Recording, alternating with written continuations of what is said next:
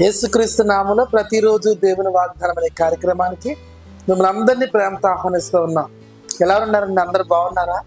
దేవుని కృపలో దయలో వర్ధిల్లుతున్నారా? ప్రార్థన చేసుకోండి, నమ్మకంగా ఉండండి. దేవుడు గొప్ప కార్యాలు చేస్తాడు. దయచేసి గమనించి వాగ్దానం అందరికీ షేర్ చేయండి. అందరు దీవించబడతారు, ఆశీర్వదించబడతారు. అలాగే ప్రతి ఆదివారం యేసయ్య సన్నిధిలో అద్భుతమైన ఆరాధనలు జరుగుతున్నాయి. రండి, గొప్ప కార్యాలు చూస్తాం. ఈ వాగ్దానాల ద్వారా అనేక మంది దీవించబడుతున్నారు, ఆశీర్వదించబడుతున్నారు. ఈ రోజు కూడా అద్భుతమైన మాట ప్రభు మీ అందరికి ఇస్తున్నారు. రండి, వాగ్దానం చదువుకుందాం. ద్వితీయోపదేశ కాండము 30వ అధ్యాయము 10వ వచనం. యెహోవా నీకు మేలు చేయుటకు నీ యందు ఆనందించి నీ వైపు మల్లును. హల్లెలూయా. అద్భుతమైన వాగ్దానాన్ని దేవుడి రోజు మీ అందరికి ఇస్తున్నాడు. యెహోవా మేలు చేయుటకు నీ యందు ఆనందించి నీ వైపు మల్లుతున్నాడట. దేని బిడ్డలారా, చాలా రోజులుగా మీరు కష్టాలు, కన్నీళ్లు, వేదన, దుఃఖం, ఆటుపోట్లు ఎన్నో ఎదుర్కొంటున్నారు.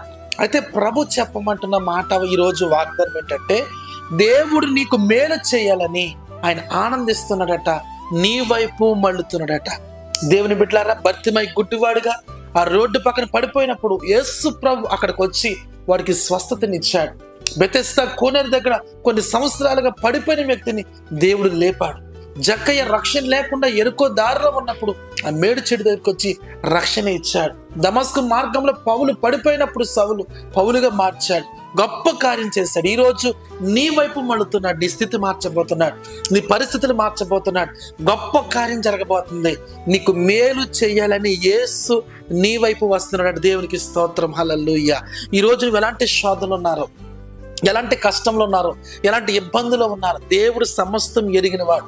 నీ కన్నీరు, నీ వేదన, నీ ప్రార్థన, నీ ఉపవాసాలు, నీ మొర దేవుడు విన్నాడు. నీ పిల్లల జీవితంలో, నీ ఉద్యోగ విషయంలో, నీ పిల్లల ఎగ్జామ్స్లో, అన్ని కోణాల్లో దేవుడు గొప్ప ఆశీర్వాదం దయచేయాలని, నీకు మేలు చేయాలని నీ వైపు దేవుడు మళ్ళీ ఉన్నాడట. ఆయన నీ దగ్గరికి వస్తున్నాడు, నేను దీవించాలని. నీ దగ్గరికి వస్తున్నాడు, నీ పిల్లల్ని ఆశీర్వదించాలని. నీ దగ్గరికి వస్తున్న వ్యాపారాన్ని, ఉద్యోగాన్ని, పాడి పంటలు నూరంతలుగా దీవించి గొప్ప స్థితి నీకు కలుగ చేయాలని యేసు నీ వైపు మళ్ళుతున్నాడు. ప్రార్థన చేసుకుందామా? ప్రేమగల తండ్రి, పరిశుద్ధుడా, ఎంతమంది వాగ్దానం విన్నారో, యేసు మీకు మేలు చేయుటకు మీ యందు ఆనందించి మీ వైపు మళ్ళాడని చెప్పా ప్రభు. అవును, ఎంతమంది ప్రార్థనలు ఏకపిస్తున్నారో వారందరి వైపు మీరు మళ్ళీ ఉన్నావు.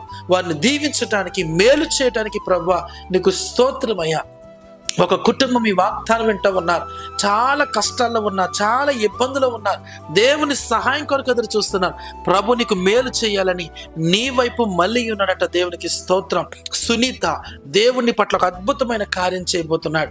దేవుడు తన మేలు చేత నింపాలని, బలమైన కార్యాలతో నేను నింపాలని కోరుతున్న నాగలక్ష్మి ప్రభు ఇప్పుడు నేను దర్శిస్తున్నాడు. నీ వైపు నీకు సహాయం చేయాలని ఆయన మళ్ళీ ఉన్నాడు. సహోదరి దివ్య, ప్రభుని దర్శిస్తున్నాడు. గొప్ప కార్యం నీ పట్ల దేవుడు జరిగించాలని కోరుతున్నాడు. ఆయన నీకు మేలు చేయడానికి ఇష్టపడుతున్నాడు. వెంకటేష్, ప్రభు ఇప్పుడు నేను తాకుతున్నాడయ్యా.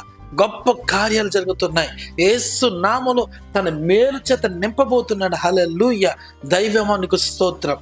ఎంతమంది మాటలు వింటున్నారు, ఈ ప్రార్థన లేఖపిస్తున్నారు. ఒక్కొక్కరి మీదకి దేవుని మహిమ దిగి వచ్చినగా. చాలా మంది బలహీనంగా ఉన్నారు, అనారోగ్యాలతో ఉన్నారు. ఇప్పుడే ప్రభు మిమ్మల్ని స్వస్థపరుస్తున్నాడు. నీ జీవితంలో గొప్ప కార్యం జరుగుతున్నాయి. మీకు మేలు చేయబోతున్నాడు ఆయన.